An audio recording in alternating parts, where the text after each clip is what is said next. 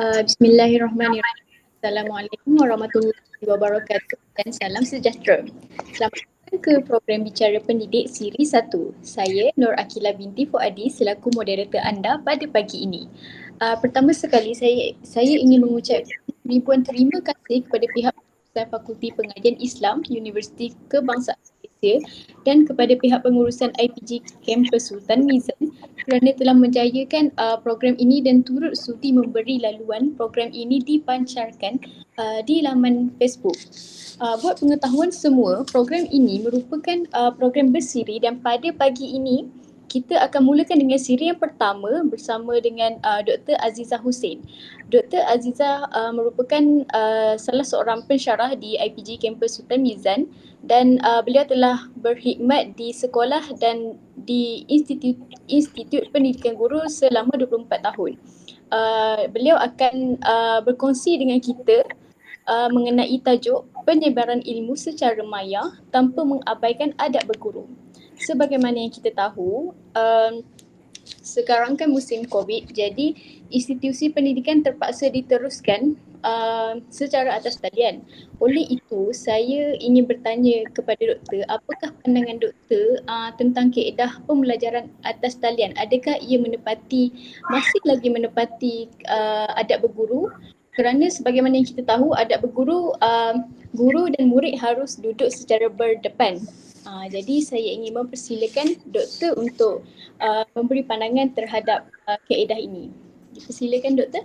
Okey, terima kasih adik Nur Akilah binti Fuadi dari Fakulti Pengajian Islam Universiti Kebangsaan Malaysia. Baik, pertama sekali saya nak mengucapkan ribuan terima kasih juga kepada UKM dan juga IPG Kampus Sultan Mizan, khususnya pihak pengurusan dan pentadbiran kerana memberi laluan seperti yang adik moderator telah maklumkan tadi. Semua rakan-rakan, anak-anak, pelajar-pelajar dalam talian, Assalamualaikum warahmatullahi taala wabarakatuh. Baik, untuk mengulas ataupun membincangkan tentang bagaimana penyebaran ilmu yang berlaku secara maya pada hari ini, adakah ia selari dengan adab-adab berguru? Okey, kita akan tengoklah, saya boleh memberilah sedikit kupasan setakat yang yang termampu oleh saya, dan saya harap apa yang akan dikongsikan nanti mendapat manfaat kepada semualah pendengar-pendengar di alam maya ini. Baik, kalau boleh kita tunjuklah, sebab saya sediakan beberapa slide lah untuk sebagai pendahuluan. Cuba tayanglah terus sekejap. Slide, okey. Baik, ini antara perbincangan kita iaitu penyebaran ilmu secara maya tanpa mengabaikan adab berguru. Okey, walaupun kita dengan rancaknya pelbagai kaedah, pelbagai cara kita guna, macam-macam cara. Sekarang ini sangat masyhur dengan Google Meet, ada Zoom, ada Webex, ada dan macam-macam lagi, YouTube, FB, semuanya itu berlaku dalam alam maya. Jadi pesanan daripada saya selaku pendidik dan juga rakan-rakan lain daripada yang sebaris dengan warga pendidik ini, ingin berpesan kepada pelajar-pelajar semua, tak kiralah pelajar di sekolah rendah ke, di sekolah menengah ataupun pelajar di institusi pendidikan tinggi sendiri, perlulah mengikut adab-adab berguru, adab-adab berguru walaupun dalam talian. Maknanya kita masih terikat dengan adab-adab tersebut. Okey, kita tengok seterusnya. Baik, okey, kita tengok itu antara contoh. Ini prasekolah lah, kalau kita kata ini prasekolah, kanak-kanak dalam umur 3, 4, 5 dan 6 tahun sebelum pergi sekolah rendah. Okey, mereka juga telah pun didedahkan dengan pembelajaran secara maya ini. Kalau tengok itu yang tengah, gambar tengah tu sangat seronok kanak-kanak. Dia mungkin dia tengok video ke, dia tengok kartun ke, dalam kartun itu juga ada pelajaran-pelajaran yang dia dapat ilmunya. Jadi dengan sangat seronok. Kita tengok di sini seterusnya, ini yang kanak-kanak. Kita tengok lagi yang kalau ada sekolah menengah atau sekolah rendah. Ini sekolah rendah. Okey, pun sama juga, daripada prasekolah pergi ke sekolah rendah pun sama juga pembelajaran dalam talian ataupun secara maya. Tidak dapat tidak, khususnya di musim COVID inilah. Kalau kita tengok adik yang adik kita yang pakai tudung hitam tu, mungkin sedang mengalunkan bacaan Quran kan, dibimbing oleh guru mereka dalam talian juga. Sekarang ini memang berlaku di sekolah, memang beginilah guru-guru membuat ataupun mengajar murid-murid mereka secara dalam talian. Kalau di institusi pendidikan tinggi pula, kalau tengok seterusnya gambar, ya sama juga. Maksudnya setiap orang, kalau tengok gambar pertama, setiap orang dengan telefon masing-masing. Semuanya itu adalah untuk menimba ilmu ataupun mencari maklumat dalam secara maya ataupun dalam talian. Okey, jadi persoalan kita sekarang, kalau kita tengok slide seterusnya, persoalannya ialah kita nak tahu adakah cara-cara yang telah ditetapkan untuk belajar secara dalam maya ini, ada ditetapkan atau tidak cara-cara bagaimana kita belajar secara maya, ataupun belajar secara maya ini selari atau tidak dengan adab-adab berguru seperti yang ditetapkan dalam Islam. Baik, inilah yang akan kita kupaskan ataupun akan saya kupaskan dan kita kongsi dengan anak-anak semua, dengan pelajar-pelajar semua serta rakan-rakan lah. Rakan-rakan guru pun kena ambil perhatian juga, sebab guru-guru perlu memberi ingatan kepada murid-murid mereka, dan pensyarah-pensyarah sendiri pun perlu memberi peringatan kepada pelajar-pelajar mereka supaya adab-adab ini tidak lari daripada konsep berguru yang ditetapkan dalam Islam. Baik, kita tengok kalau kebanyakan ulama dia telah menetapkan, dia kata ada 5 rukun. Maksud rukun di sini rukun dalam menuntut ilmu lah. Okey, rukun dalam menuntut ilmu ini dia kata ada 5. Pertamanya ialah dia kata menuntut ilmu dari guru mursyid yang bersanad. Okey, ini sudah pasti, maknanya kita ambil daripada ilmu-ilmu itulah diturunkan daripada pensyarah kepada pelajar turunkan lagi kepada seterusnya lah, maksud bersanad. Ini sudah menepati. Yang kedua, mengambil ilmu dari kitab yang muktabar pun sama juga. Maknanya kita belajar, memang kita ada rujukan khusus. Kalau ilmu agama ada kitab-kitab khusus untuk agama, kalau subjek-subjek lain juga atau kursus-kursus lain juga kita ada panduan. Okey. Seterusnya yang ketiga, dia kata murid yang menuntut ilmu mestilah beradab. Ini yang saya nak tekankan. Maksudnya dalam 5 rukun yang dikatakan dalam menuntut ilmu ini ada disentuh. Okey, tentang murid itu perlulah beradab dalam menuntut ilmu. Okey, ada seterusnya yang keempat dan kelima itu iaitu manhaj yang sahih dan suasana pembelajaran yang bersesuaian. Okey, jadi maksudnya dalam 5 rukun yang dikatakan menuntut Islam itu memang ada, menuntut ilmu itu memang ada disentuh tentang beradab. Okey, baik. Kita tengok kalau pelajar-pelajar, guru-guru atau pensyarah-pensyarah yang mendengar ini, kita selalu juga dengar, kita kata ada dalam kitab Al-Fiqh wal Mutafaqih, iaitu buku ini yang ditulis oleh Al-Hafiz Abu Bakar Ahmad bin Ali. Maksud daripada pandangan beliau iaitu tidak diambil sesuatu ilmu agama melainkan daripada mulut-mulut para ulama. Okey, jadi ini jelas maksudnya apa yang ditekankan di sini, ini khusus, ini dikhususkan kepada ilmu-ilmu agama lah. Okey, tetapi apa yang saya nak bawa di sini ialah kita perlu belajar atau menimba ilmu itu daripada pakar-pakar yang sepatutnya.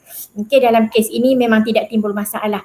Kalau pelajar-pelajar di universiti memang belajar daripada pensyarah-pensyarah yang mengikut bidang masing-masing. Kalau di sekolah pun sama juga, guru-guru mengajar murid-murid dan guru itu adalah berkelayakan dengan bidang mereka dan seterusnya lah.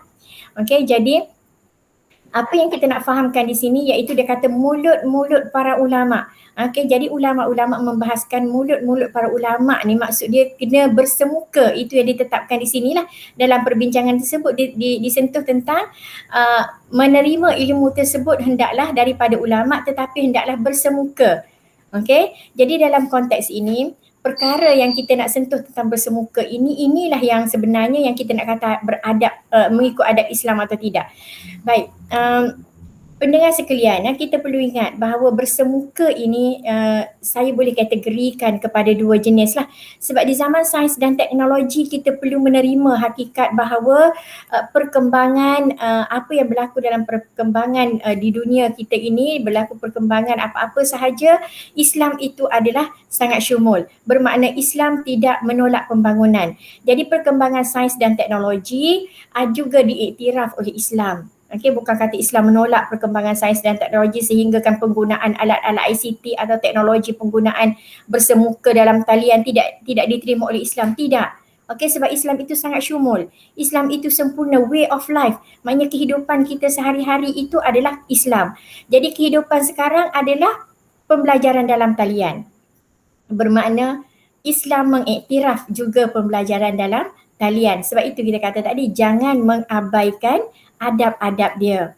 Okey, maknanya kita masih mengikut. Baik, jadi yang dikatakan bersemuka tadi, ada satu bersemuka secara langsung, iaitu nampak, boleh sentuh semualah, boleh sentuh pensyarah, maksudnya boleh nampak bersemuka. Dan satu lagi bersemuka yang tidak langsung, iaitu secara dalam talian lah. Maknanya ianya masih boleh diterima untuk selarilah dengan adab-adab berguru dalam Islam. Baik. Okey, seterusnya lagi saya nak sentuh tentang, kalau kita tengok dalam kitab lain, iaitu kitab Al-Fawaidul Makkiyah.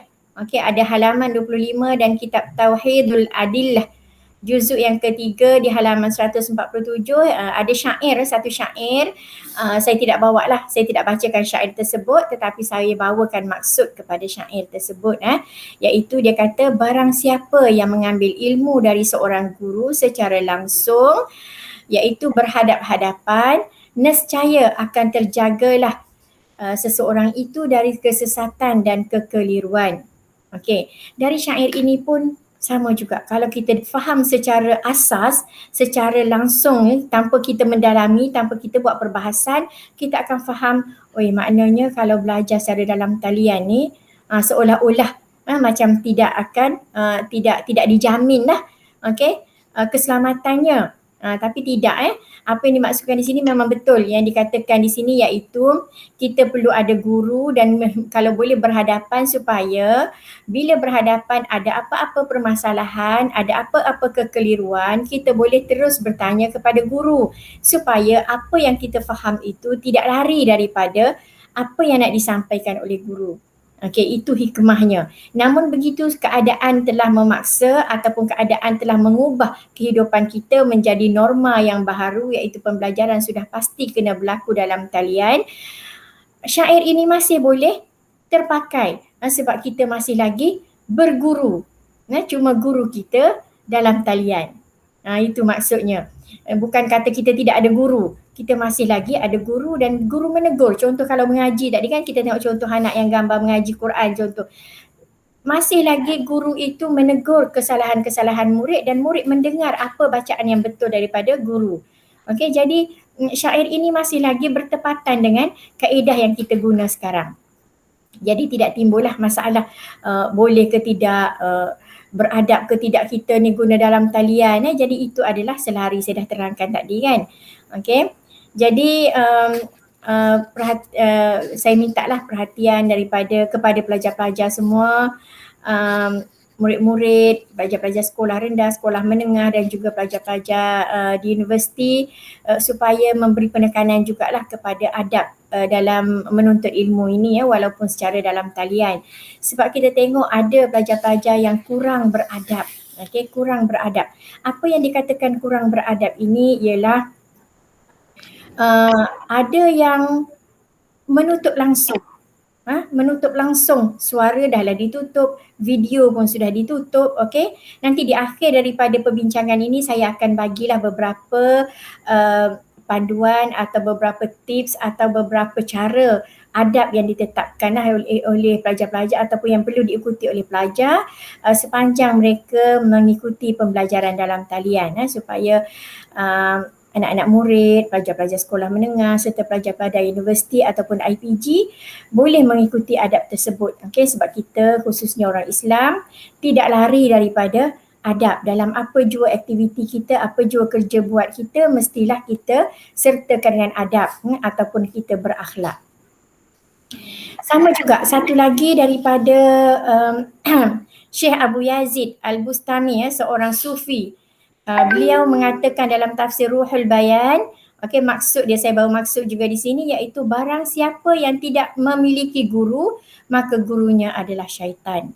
Pun sama juga, lebih kurang dengan ayat tadi, dengan syair tadi, iaitu memang betul. Kalau kita tidak berguru, maka guru kita akan, syaitan akan mencelah masuklah untuk menyelewengkan kefahaman kita. Kalau kita membaca sahaja ataupun kita cari maklumat-maklumat dalam talian sahaja tanpa kita ada guru. Okey, so huraian saya hampir sama dengan yang tadi, maksudnya guru itu penting, dan apabila kita belajar dalam talian ini masih lagi kita mempunyai guru. Jadi kena adalah berinteraksi dengan guru supaya berlakunya pengajaran dan pembelajaran yang berkesan. Jangan satu pihak sahaja, jangan kita biarkan pensyarah seorang-seorang bercakap. Jangan kita biarkan guru-guru kita seorang saja bercakap. Atau cikgu kita balik-balik panggil nama kita, kita tidak menyahut. Okey, jadi tidak ada interaksi dua hala. Okey, kalau bersemuka secara langsung memang guru boleh pergi ke belakang, guru boleh pergi ke depan, guru boleh pergi ke tepi, bergerak untuk berkomunikasi dengan pelajar. Tapi bila dalam talian memang guru tidak boleh, sebab kita tidak boleh menyentuh, kita tak boleh bergerak ke mana-mana, duduk je berapa jam, duduk di kursi tu je beberapa jam kan. Jadi kita kena ada interaksi dengan guru, tanya, dan guru-guru atau pensyarah sendiri pun kena ambil tindakan. Bukan kata pelajar sahaja kena ambil tindakan, guru atau pensyarah juga kena ada adab ataupun berakhlak juga. Jadi ni dua-dua lah kena ni. Bukan pelajar sahaja ni, maksudnya di pihak warga pendidik dan juga di pihak pelajar pun mesti ada adab-adab supaya berlaku pengajaran dan pembelajaran yang berkesan. Okey, baik. Seterusnya, okey, suka saya ingatkan kepada pelajar-pelajar juga supaya ambil berat tentang beberapa adab. Okey, saya nak masuk teruslah seperti yang saya katakan tadi, beberapa adab yang perlu diingat ataupun perlu dijadikan panduan oleh pelajar-pelajar semua. Antaranya yang pertama saya sentuh di sini iaitu dia ada 3 kategori. Saya boleh kategorikan kepada 3, iaitu adab sebelum kita memulakan kelas. Kelas dalam talian yang kita bincang sekarang ni, iaitu kelas dalam talian ataupun kelas secara maya. Iaitu adab sebelum, adab semasa dalam talian ataupun adab semasa kita belajar dalam talian, dan juga adab selepas kita belajar. Baik, adab sebelum kita memulakan kelas, boleh saya teruskan ya adik Nur Akilah ya? Boleh. Silakan Doktor. Okey, saya teruskan maksudnya adab sebelum memulakan kelas, kita buatlah seperti kita berada di dalam kelas yang betul, ataupun kita buat seperti betul-betul pensyarah ada di dalam kelas. Okey, iaitu kita kena letakkan, kalau sekolah rendah lah, sekolah menengah mungkin dia tak ada. Kalau sekolah rendah tu dia ada name tag nama. Kadang-kadang sekolah menengah ada, kalau masuk universiti memang tak ada dah nama ni. Okey, kalau universiti ada ke Akilah kat nama name tag pakai lagi ke di universiti? Name tag itu matrik pelajar kan? Matrik pelajar ada tapi tak pakai. Okey, kalau di universiti atau di IPG memang dia ada kalau di universiti dia pakai matrik pelajar.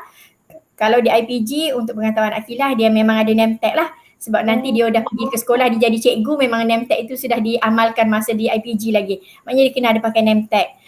Kalau murid-murid di sekolah pun dia ada name tag juga. Jadi bermakna name tag itu adalah sebagai lambang untuk cikgu kenal murid-murid tersebut, atau cikgu kenal pelajar-pelajar atau pensyarah kenal murid-murid pelajar mereka.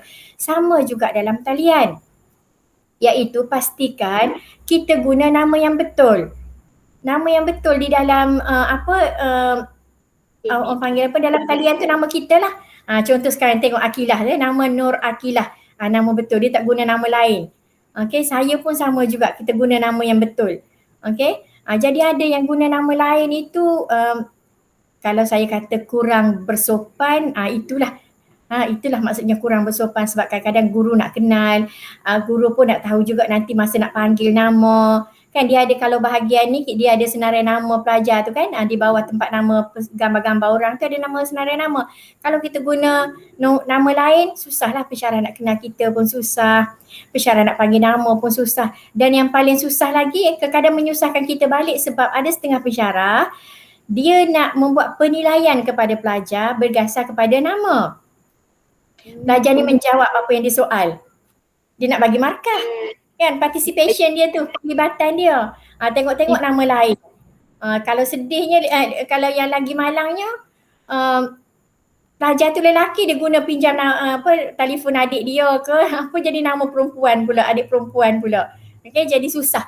Itu yang saya kata kena ada adab-adab dia. Jadi pastikan nama yang kita letak dalam dia tu adalah nama kita yang sebetulnya. Okay, itu sebelum. Kemudian selain daripada tu gambar. Gambar pun kena gambar betul kita lah. Okay, gambar betul kita. Ada juga yang tidak ada gambar, iaitu ada tulisan saja. Sebaiknya kita letak gambar lah. Sebab ada juga kadang-kadang ataupun waktu tertentu pensyarah suruh tutup video sebab ada kawan yang bentang, so tutup video yang lain, gambar yang membentang saja buka.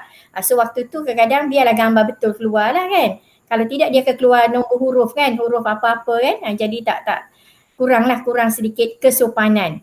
Sebab kita bincang sekarang, kita nak cari yang beradab, yang berakhlak, yang bersopan.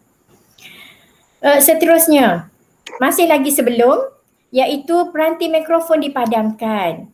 Sebelum mula ni pun kita dah kena padamkan mikrofon kita. Sehinggalah betul-betul kita nak bercakap, baru kita buka. Okay, so kita kena pastikan dipadamkan mikrofon. Dan kamera dihidupkan. Berlawanan tu. Mikrofon dipadamkan tapi kamera dihidupkan. Okay, supaya rakan tahu, oh kawan ni dah ada ni, dia menunggu.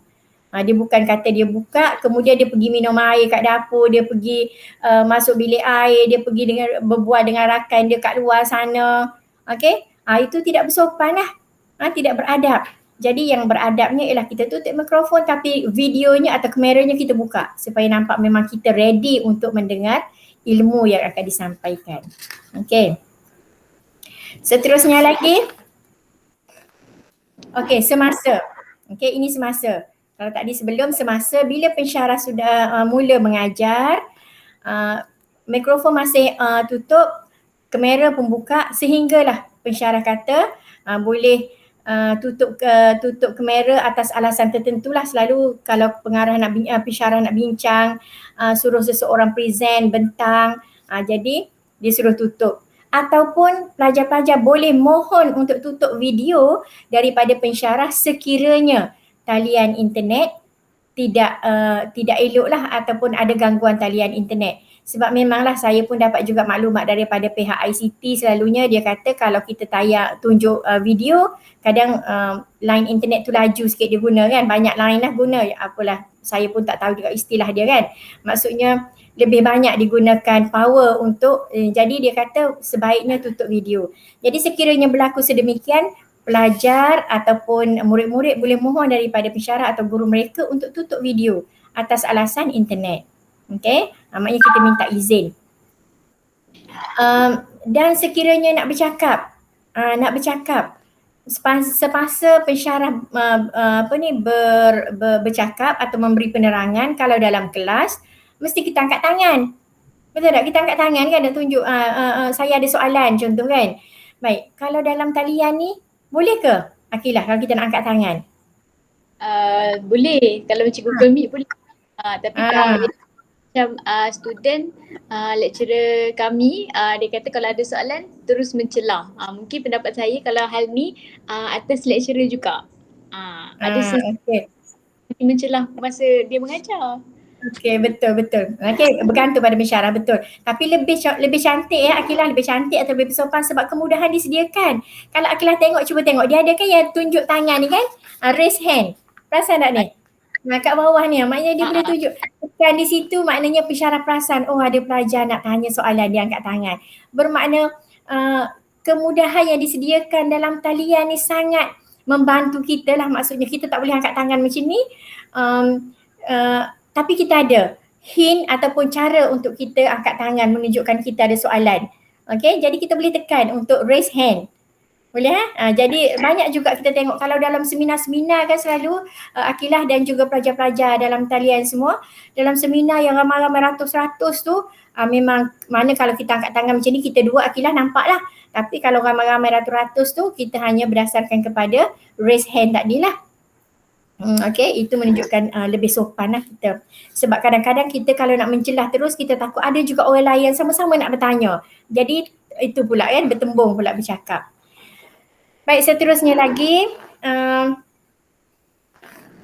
Selepas kita angkat tangan untuk bercakap, lepas buka mikrofon, selesai sahaja kita bercakap dengan pensyarah tadi, kita tutup balik mikrofon. Pastikan kita kena alert perkara macam ni sebab kadang-kadang kalau kita tak tutup ia akan memberi gangguan kepada rakan lain. Kita tak sedar tapi rakan lain boleh perasan bahawa bunyi bising, bunyi suatu suara yang tidak menyenangkan. Okay, jadi kita kena alert benda tu. Bila ramai-ramai takkan kawan kita yang lain pula nak mencelah nak suruh tutup mikrofon. Kan? Jadi kita sendiri kena alert. Itulah antara adab yang perlu kita ingat. Kita jangan pandang remeh lah perkara sedemikian. Kita perlu ambil tahu dan perlu belajarlah juga perkara sedemikian. Baik, seterusnya, selain daripada angkat tangan, kita juga dibenarkan ataupun lebih beradab kita guna bahagian chatting. Okay, dia ada bahagian chat di situ, kolom untuk chat. Kita boleh menyampuk dengan ataupun memberi pandangan kita di bahagian chat. Kalau contohnya kalau pembelajaran setengah-setengah pensyarah dia ambil beratlah tentang chat sebab dia tahu pelajar ramai, kadang susah nak angkat, tak perasan angkat tangan ke, dia orang boleh komen di situ ataupun boleh buat tambahan terus kepada maklumat yang disampaikan ataupun nak tanya soalan, tanya terus dalam bahagian chat. Okay, maknanya kemudahan yang disediakan oleh sistem ataupun aplikasi yang diperkenalkan oleh pihak-pihak tertentu ni lah kita rasa bersyukur dan sebenarnya kita mengucapkan terima kasih kepada mereka secara tak langsung sebab tanpa kita sedar rupanya adab-adab yang sepatutnya ada dalam pembelajaran mengikut Islam itu ada sudah disediakan dalam sistem ini. Okey, kita tak sedar. Tapi bila kita berbincang begini dan saya sukalah berkongsi supaya setiap pelajar buka minda, oh rupanya ini selari dengan adab-adab yang disediakan oleh Islam. Jadi tak larilah dengan saya katakan tadi bahawasanya sains dan teknologi itu diterima oleh Islam dan Islam sangat menyokong penggunaan sains dan teknologi. Okay? Ini antara bukti-buktinya. Boleh ha? Okey, seterusnya. Antara adab lagi sepanjang pensyarah mengajar juga tidak sesuai kita bertanya ataupun tulis di bahagian chat itu dengan bahasa-bahasa yang kurang sopan. Okey, ataupun mengguna bahasa ni kalau pakai bahasa dia setujulah dengan pendapat saya ni, ataupun menulis menggunakan short form. Okey, menggunakan istilah-istilah pendek, sedang, SDG. Kadang-kadang kita je faham, orang lain tak faham. Bahasa-bahasa yang sedemikian itu kalau pakai bahasa memang dia kurang setuju dan saya sendiri pun dalam perbincangan tentang adab pun saya menggalakkan pelajar-pelajar menulis penuh lah. Jangan menulis short form ataupun singkatan-singkatan ataupun menggunakan bahasa yang kau kat mana, kau KOU, macam-macam lah ejaan tu kan. Jadi kurang bersopan lah kalau kita tengok. Dan jangan kita biasakanlah perkara-perkara yang kurang bersopan ini. Lagi ataupun selain daripada itu dalam chat tu juga kita boleh tunjukkan emoji-emoji pun kalau boleh elaklah yang tidak senonoh. Okey, yang tidak elok, yang tidak yang boleh demotivasi rakan-rakan kita ke pensyarah ke, kita cuba elak. Itu juga antara adab-adab yang perlu kita jaga. Baik, selepas daripada yang ketiga lah. Okay, selepas daripada pengajaran dan pembelajaran kita, selepas daripada penerangan pensyarah, di hujungnya adabnya adalah seperti biasa. Kalau dalam kelas berhadapan, dalam lecture berhadapan, kita akan ucapkan terima kasih kepada pensyarah kita dan ada setengah kalau di sekolah dia bangun kan, murid-murid bangun, terima kasih cikgu. Pelajar sekolah menengah pun bangun, di universiti saya tahu tak bangun lah kan, pelajar universiti tak bangun. Di IPG pun tak bangun, tak apa, tapi sekurang-kurangnya adab untuk mengucapkan terima kasih itu kita amal. Okey, cakap terima kasih puan, terima kasih doktor, terima kasih cikgu, terima kasih prof. Okey, jadi ringankan mulut kita untuk mengucapkan terima kasih kepada orang yang telah menyampaikan ilmu kepada kita. Okey.